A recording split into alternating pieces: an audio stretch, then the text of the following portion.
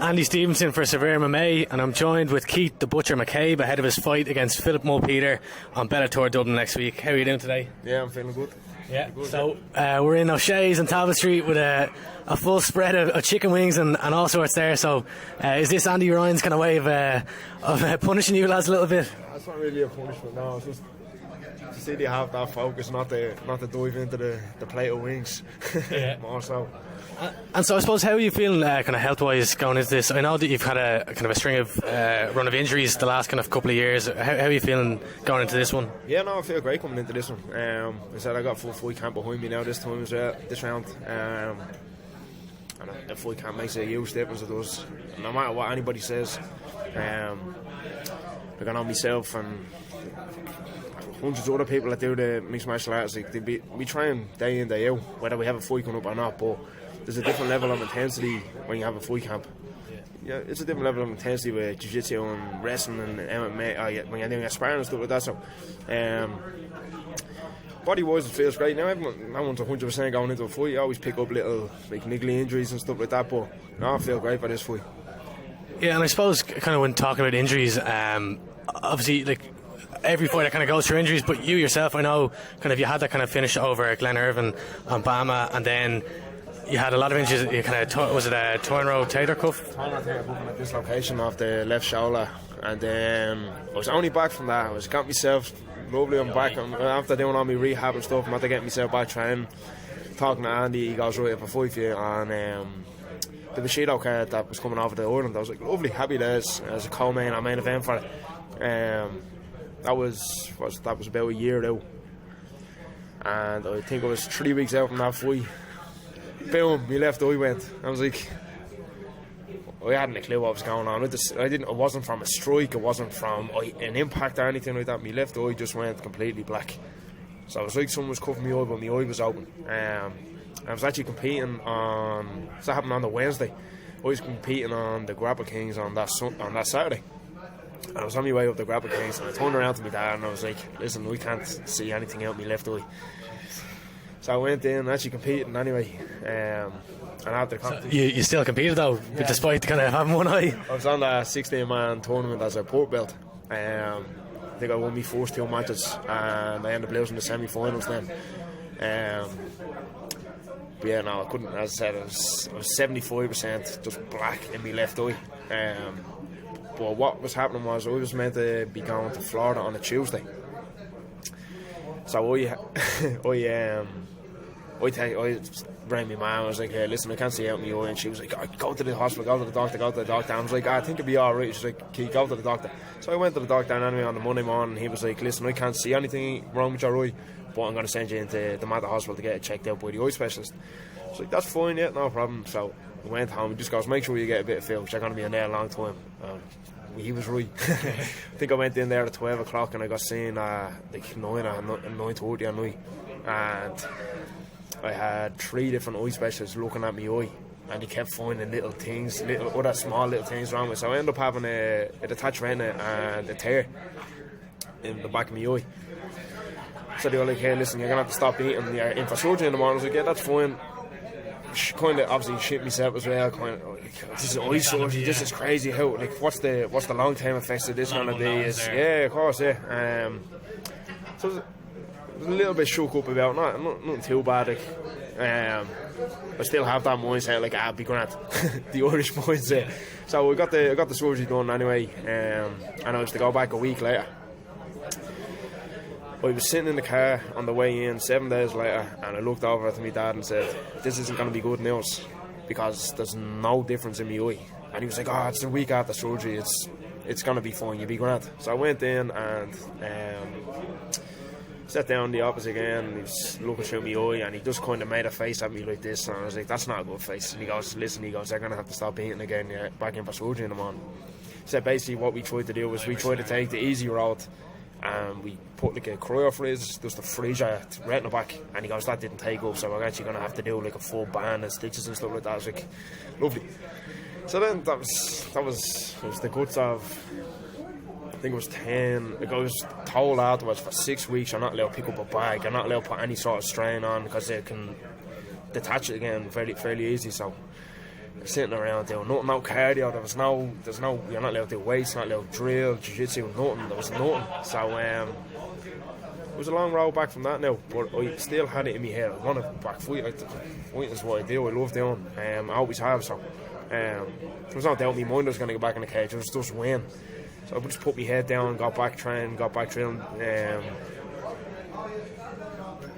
Then I was asking Andy for a fight, and I got that short notice fight over in Lithuania that time. Flew over there, so in all my pro fights I'd never gone past the first. Whether I was a winner or loss, I'd never gone past the first round, and that was a 3-round decision and ended up being a draw at the end. Could I have done more? I left it. I felt like I left everything I had in that cage. I was looking for submission. I was hunting at the submission, takedown, striking. I was doing everything. But I was told that I was fairly lucky to get a win. A draw. Going over there, being like the outsider, fighting against a local lad. So then I got the fight then, and I was only home 2 or 3 weeks, and then I got the short notice fight then. Quick turnaround then for the Bellator fight. Again, it was a tough fight. He's a tough lad, very good stand-up. He's actually very good at stuck in takedowns and stuff like that, so I ended up having a 3-round stand-up fight with someone that's known as one of the best stand-up artists in that welterweight division. Thought I gave a good account of myself. Obviously, there's a loads of little things that I could have done differently to get the better of him. Had him hurt a little bit in the 3rd round as well. Just hadn't got that. As I said, I hadn't got a camp behind me, so I hadn't got that small little push at the end just to finish the fight. But I got my name out there with Bellator and stuff like that. So, and one of the lads came up to me afterwards and said that he couldn't have asked anything more from a person that like a fighter that has taken fighting so short notice as well. It took on 4 days notice or something like that. So. Yeah, and I suppose thanks very much for going so much into that kind of the process of the injury. I suppose when fans kind of hear, and even media, you hear about injuries, you don't necessarily see kind of everything that goes in, the conversations that you're having with your parents saying I can't see. So it's kind of, that's some great insight to have. And I suppose after kind of coming through those injuries, and then as you said, your previous fights hadn't seen the distance. You went over to Lithuania. You got the draw there. You had a tough fight against Galor Bafando on your Bellator debut. Has that kind of coming through all that, coming through the injuries and kind of getting 2 fights in a row, kind of going the full distance, has that kind of given you a new perspective or a new kind of confidence or a new mindset kind of coming in going forward in your career, I suppose? It has, yeah, because this is me 3rd fight now within the space of 3 months. 3 pro fights in a year, some people do. This is my 3rd pro fight within 3 months. And now what I have behind me is, in my last 2 fights, I have 30 minutes of cage time. That's 30 minutes of cage time. You can't buy that. That's something you have to get in and just do. And that's 6 good hard rounds I'm after getting in with them lads too. So, it just gives you that little bit of confidence. Like, Jesus, I can't push a pace for this long, and I can't go for 3-5 minutes. It's not in the back and forth this morning. I don't know if I can go for 3-5 minutes. Surely right, I can go for 3-5 minutes now, and that gives me that little bit more confidence now in myself as well. I can't push a pace. Maybe I had a little bit more left over in the gas tank then after I found that fight. I was like, Jesus, I should have pushed it a little bit more, and now I know I have, especially with a full fight camp behind me now as well. So. Yeah, and I suppose you're obviously kind of a veteran at this point on the kind of the MMA scene in Ireland. I think your first amateur fight was 2012, and you're fighting a lad in Philip Mulpeter who's also been around the block. Is it kind of nice to go into I know there's a lot of respect between the two of you. I saw Reds posting earlier on that the two of you kind of go in, knock the head off each other, and then go for a pint afterwards. I suppose, how do you approach a fight like that? Do you prefer kind of having respect and kind of knowing your opponent a bit more than, say, going over to Lithuania and fighting an unknown in kind of hostile territory? Yeah, well, I know Phil's a well-respected fighter as well. I know he's around a long time, and he's a cool guy as well. He's not one of them shy talkers that's going to stand in your face and start spewing out loud of sack talk. And I'm not that fighter myself. I wouldn't be into that as well. So it's nice that 2 of us can just go, we're after agreeing on a fight. Let's put our heads down, work for 6 to 8 weeks, whatever you want to do your campaign, and let's fight. Just get in and have a fight. It's an old skill fight, let's have a fight. And I suppose, how do you see the kind of fight playing out? Would it be kind of played out in the feed, or are you kind of happy to go anywhere? Yeah, I think. Well, I know he's been working more on his stand up, and I know he's a good wrestler. He likes to push a bit of a pace push against the cage and stuff like that. So I just feel like I'm a little bit more well rounded.